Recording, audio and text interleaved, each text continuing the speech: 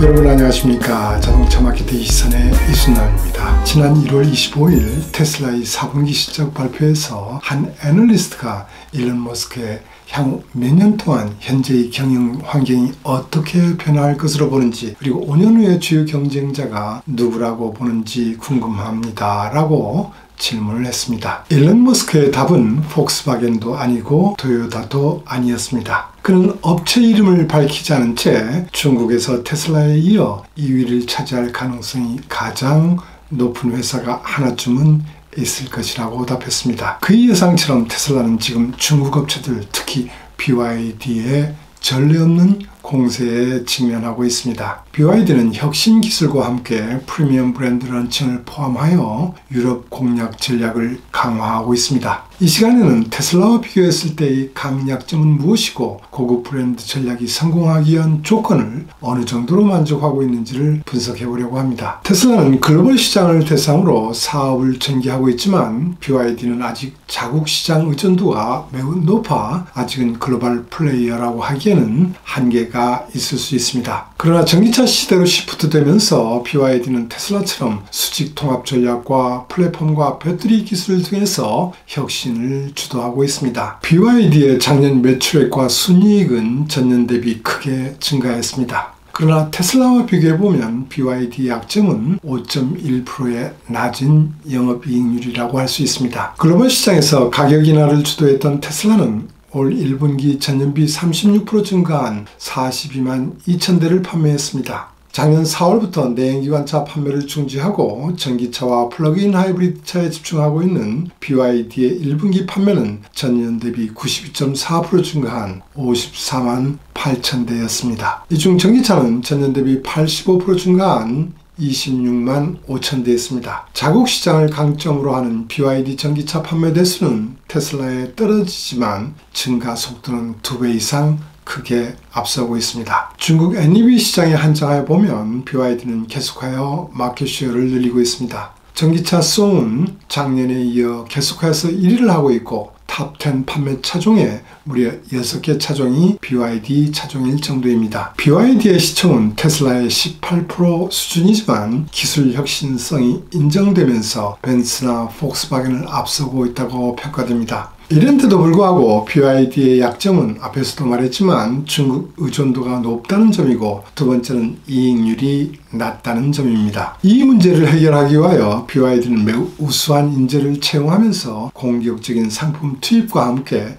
유럽을 메인으로 한 해외 시장 개척과 브랜드 전략에 집중하고 있습니다. BYD에는 브랜드 전략 전문가나 브랜드의 확고한 개념을 가진 강력한 리더가 있다고 판단됩니다. 기획되기 쉽도록 차명을 결정하는 것부터 디자인의 일관성, 그리고 상위의 다수 브랜드 구축 업무는 이에 정통한 전문가와 강력한 리더가 없다면 매우 어려운 것이라는 것을 저는 과거의 경험을 통해서 너무나 잘 알고 있습니다. 10년대 초반의 BYD 차는 싼 맛에 사는 차였습니다만 지금은 코스트 퍼포먼스가 가장 좋은 차로 평가되고 있습니다. 이처럼 시장 평가를 바꾼 계기는 13년에 도입한 왕조 시리즈 차명이 될 것입니다. 이 시리즈에는 한, 당, 진, 송, 원이라는 차는 중환 분위기의 내장을 특징으로 하여 중장년층에 어필해왔습니다. 젊은 층을 중심으로 한 시대의 조류 변화에 대응하여 갈매기, 바다표범, 돌고래 이름이 사용되는 해양 시리즈를 추가했습니다. BYD 브랜드는 비교적 저가격으로 중간 소득자층을 대상으로 상품 라인업을 확장해왔습니다. 여기서 BYD는 라인 확장 대신 새로운 브랜드를 구축하는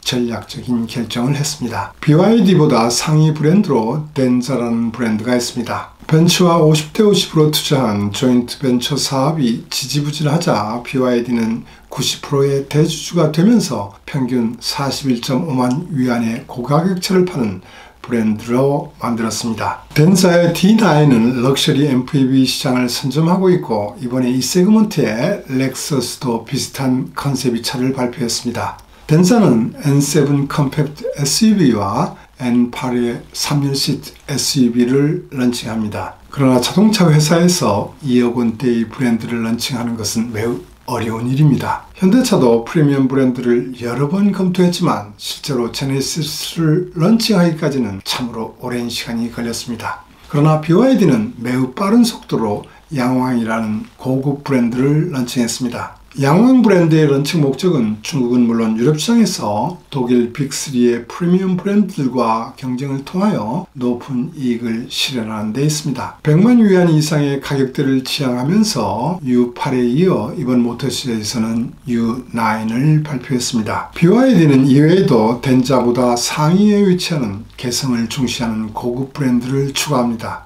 픽업을 히어로 모델로 하여 올해 런칭하는 목표입니다. 테슬라에 비해 BYD의 강점은 4개의 브랜드 운영뿐만 아니라 중국 내 최저 가격에서 최고 가격의 상품을 개발하고 있다는 점입니다. BYD 브랜드로 이번 모터쇼에서 시갈이라는 초저가 가격인 78,000위안 약 12,000달러의 전기차를 발표했습니다. 사이즈는 기아의 모닝보다 약간 큽니다. 30kWh, 38kWh의 두 가지 배터리 사양으로 각각 305km, 406km를 항속할 수 있습니다. 한때 중국의 경영 전기차를 장악했던 홍광 미니 EV나 올링 빙고와는 비교할 수 없는 성능과 안전성, 원가 저감 기술을 느낄 수 있습니다. 르노 그룹의 다차의 스프링이라는 전기차는 유럽 시장에서 모델 Y에 이어 두 번째로 많이 팔리는 모델입니다. 그런데 유로 엔캡 충돌 평가에서 별 한계를 받고 있고 배터리 용량도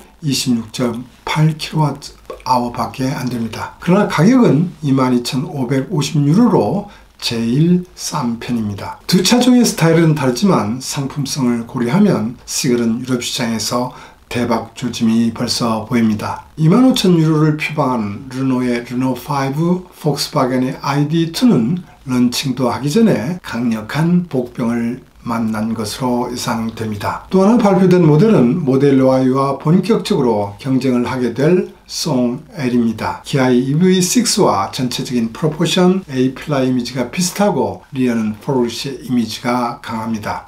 그렇다면 BYD의 남은 과제는 프리미엄 세그먼트에서 경쟁 우위를 확보하는 것입니다. BYD의 프리미엄 브랜드 양왕은 초기에 고생 없이 순조롭게 런칭할 수 있을까요? 저는 프리미엄 브랜드가 성공하기 위해서는 5가지 조건을 만족해야 한다고 생각합니다. 그 첫 번째는 고유의 기술, 성능이 뒷받침되는 고도한 상품이 되어야 합니다. 1989년 렉서스가 LS400을 런칭했을 때 벤츠 S클래스 380 SE를 철저히 분석하여 모든 성능에서 우수하게 LS400을 만들었습니다. 특히 정숙성에서는 세계가 놀랄 수준이었습니다. 나중에 벤츠가 역으로 렉서스 차를 분해할 정도로 만들어진 차였습니다. 이 점에서 양왕의 U9 슈퍼카는 글로벌 업계에서 가장 진보된 기술이라는 찬사를 받는 D-SOS 차체 제어 시스템을 탑재하고 있습니다. 두 번째는 고도한 상품을 감싸는 고도한 디자인이 되어 있어야 합니다. 다시 렉서스 이야기를 하자면 그 당시 벤츠 S클래스의 공기 저항 계수는 0.38이었는데 렉서스 LS400은 0.29로 하여 고급스러운 세련미를 실현했습니다. U8과 U9의 디자인은 우수하게 평가됩니다. BYD의 전체 디자인 책임자는 아우디 출신의 볼프강 에가이기 때문에 프리미엄 디자인 요건을 잘 알고 있을 것입니다. 세 번째는 축적된 역사와 그 루트가 있어야 합니다. 벤츠, BMW 등은 100년 이상의 역사가 있고 이제 렉서스도 꽤 오랜 역사가 되었지만 BYD는 이 부분에서 매우 약한 편입니다. 네 번째는 고품질의 판매 서비스입니다. 렉서스가 가장 차별화된 노력으로 성공한 요소이기도 하고 지금 중국 니오가 니오 하우스를 통하여 새로운 고객 경험을 제공하면서 열렬한 팬을 만들고 있는 부분이기도 합니다. BYD는 테슬라와는 달리 쇼룸을 운영하는 방식을 고집하고 있습니다만 고객 만족을 위하여 렉서스 유럽 CEO 출신을 채용하였습니다. 그리고 마지막 성공 조건은 스토리텔링 효과입니다. 렉서스는 정숙성을 한 광고와 서비스질에서 많은 이야기를 만들어냈습니다. BYD에는 워렌 버핏부터 독자적인 플러그인 하이브리드 기술, 반도체 기술, LFP 배터리의 혁신성과 안전성, 이미지 등이 많습니다.